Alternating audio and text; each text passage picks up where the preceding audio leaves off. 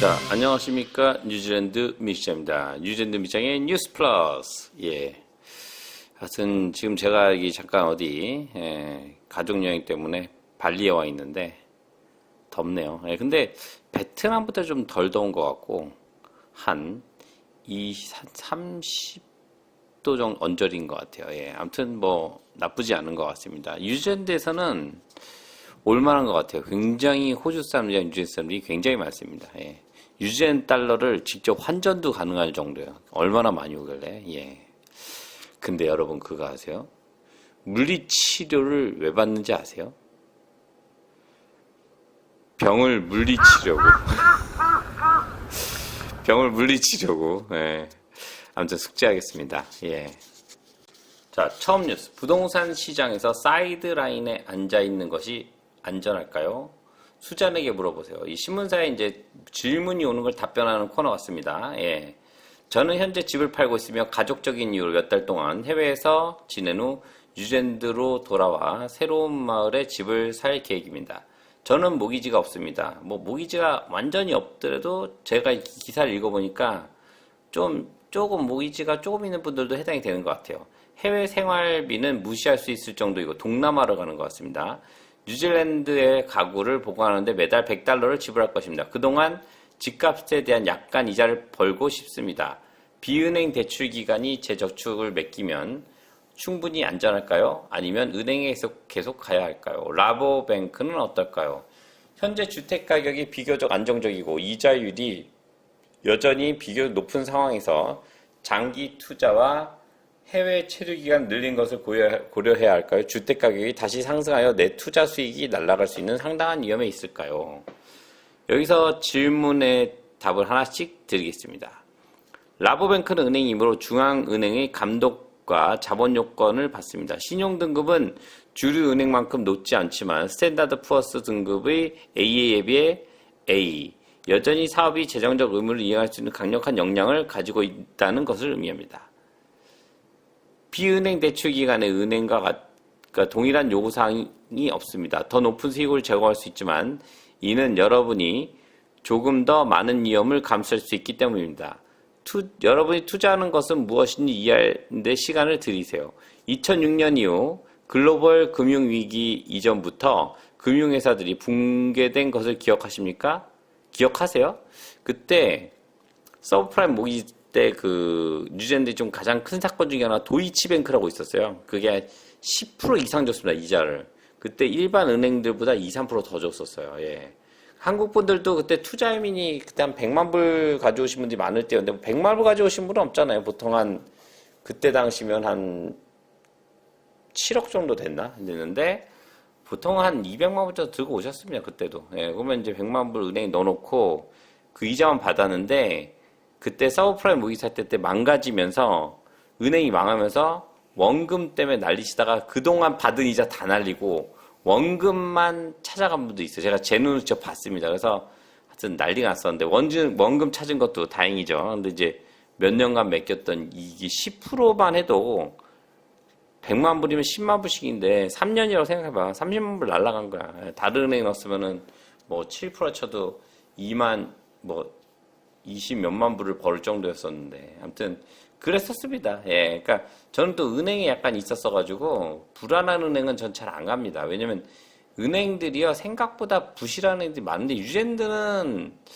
우리가 아는 뭐 메이저 ANZ나 ASB, BNZ, 웨스트팩 같은 경우는 거의 문제가 없는 걸로 잘 알고 있습니다. 예, 이건 제 생각인지 모르겠지만 아무튼. 그들이 은행보다 몇 퍼센트 더 높은 이자율을 지불한 데는 다 이유가 있었고 사실 그들이 관련된 위험 수준을 감안할 때 상당히 더 높은 이자율을 지불했어야 했습니다. 비은행 기관에 대해 정보 공개를 요구한 사항은 훨씬 더 엄격하지만 이러한 기관에 투자하려는 경우 해당 기관의 사업 모델, 대출 포트폴리오의 다각화 정도, 미래의 적절한 시기, 자금을 인출하는 데 따른 잠재적인 위험 요소를 철저히 체크해야 합니다.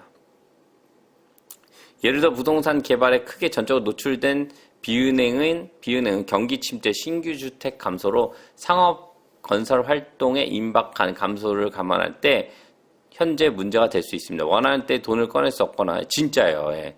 나쁜 경우 돈을 전액을 돌려받지 못한다면 제공되는 추가 수익에는 큰 의미가 없습니다. 전에 도이치뱅크 할 때 거의 원금만 줬어요. 진짜로. 예. 다행이지만 큰 의미, 몇 년 동안 뭐 이자 뭐 10%씩 주면 뭐 하냐고. 아무것도 못 받았는데. 그는 주요 은행에 투자하는 것을 생각하지만 위험을 줄이고 싶다면 돈을 여러 은행에 분산하면 된다고 말했습니다. 10만 달러 예금보다 100만 달러 예금이 더 나은 금리를 받을 가능성은 낮습니다.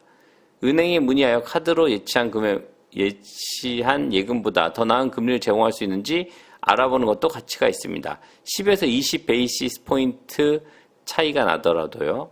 예금 보상 제도는 내년 중반부터 시행될 예정이며 금융기관이 도산할 경우 한 명당 최대 10만 달러를 보호합니다. 10만 달러가 맥스네, 유젠들은. 한 9천만 원, 8천만 원, 8천만 2, 300만 원. 예금 보상 제도는 내년 중반부터 시행될 예정이며 고객 한 명당 10만 달러를 보호합니다. 두 번째 질문에 대한 답변. 현재로선 주택시장이 당분간 상대적으로 침체될 것으로 예상됩니다. 키어너는 대부분 운전자가 가격 상승에 대해 잘못된 방향을 가리키고 있다고 말합니다. 인구 성장은 둔화되고 실업률은 상승하고 경기는 약해지고 있습니다. 판매 가능한 주택 재고가 9년 만에 가장 높은 수준을 기록했고 일반적으로는 수요와 매매량이 늘어나고 주택 가격 상승이 계속 가속화되는 사이에 가치차가 있다는 점을 감안할 때 현재 환경은 주택 가격이 최소한 앞으로 6개월 동안은 낮은 수준을 유지할 것으로 시사합니다. 그러니까 주택 가격이 당분간 6개월간은 낮게 얘기할 건데 그 이후에 금리가 계속 낮아지고 하면은 여기서 얘기를 정리하면요. 가격이 상승할 것으로 예상된다고 하네요. 예. 그러니까 이자율이 낮아지고 하면서 가격이 낮아졌다가 이제 나중에 이제 이자율이 또 올라가면 그럴 것으로 예상이 된다. 예.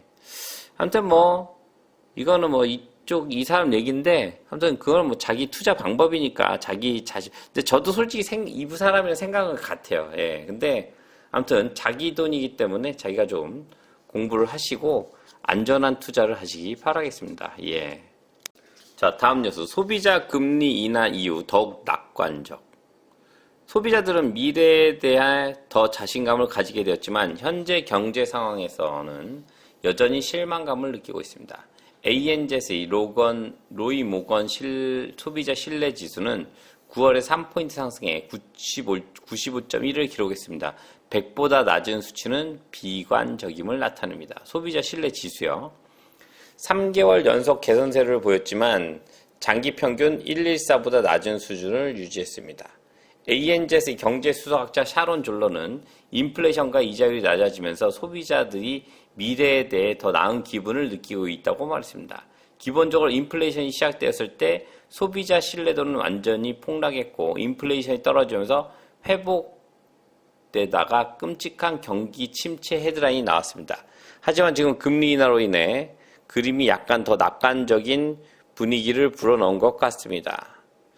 그러나 졸러는 인플레이션 완화가 가격 하락을 의미하는 것이 아니라 중요한 얘기예요. 인플레이션 완화는 가격 하락을 얘기하는 게 아니라 더디게 올라가는 걸 얘기하는 거예요. 올라가는 겁니다. 예. 인플레이션 이 수치 나오는 거는. 그래서 그걸 좀 기억하시기 바란다는 의미에서 지금 얘기가 나오고 있네요. 예. 그녀는 감정이 좋아지고 있지만 그것이 소비자들이 지금 당장 돈을 쓸 여유가 있다는 걸 의미하는 건 아니라고 말했습니다. 예를 들어 현재 개인 재정 상황에 대한 인식 16이지만 크게 최저치를 벗어났습니다. 2023년 2월에는 마이너스 30이었습니다. 인플레이션이 떨어지기 시작한 이후 기본적으로 상승하고 있습니다. 그래서 사람들이 조금 더 편안함을 느끼고 있고 실업률이 여전히 상승하고 있다는 점을 감안하면 약간 예상치 못한 일이라고 말하고 싶습니다. 저는 소비자들에게 터널 끝에 희망의 빛이 있다고 생각하지만 낮아진 이자율로 인해 현금 흐름이 점진적일 것입니다. 가계물가 상승치는 예상 상승치는 3.8로 변동이 없지만 주택가격 예상치는 전년 대비 2.8에서 3.2%로 상승했습니다.